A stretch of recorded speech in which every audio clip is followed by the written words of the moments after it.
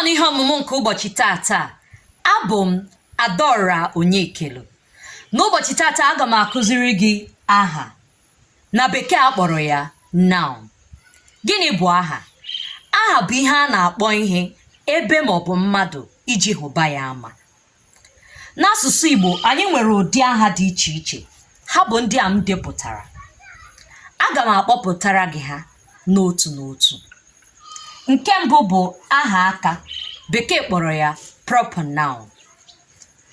Nke abụọ bụ aha izugbe, bekee kpọrọ ya common noun. Nke atọ bụ aha igwe, bekee kpọrọ ya collective noun.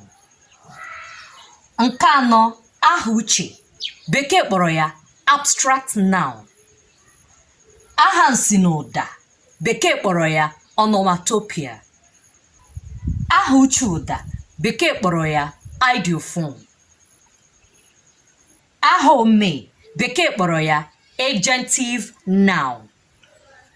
Aha mmee, bekee kpọrọ ya noun instrument.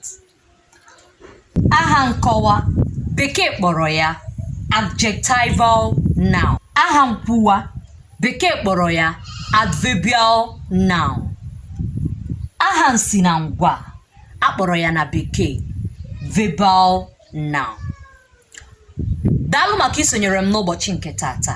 Ụbọchị ọzọ anyị ga-ewere ha n'otu n'otu ma kọwaa ha nke ọma. Asụsụ be anyị agaghị anwụ, asụsụ Igbo ga-adị maka na ọ bụ njirimara anyị. Njirimara ndị bụ ugwu ndị. Ka ọ dị ụbọchị ọzọ, ka emesịa.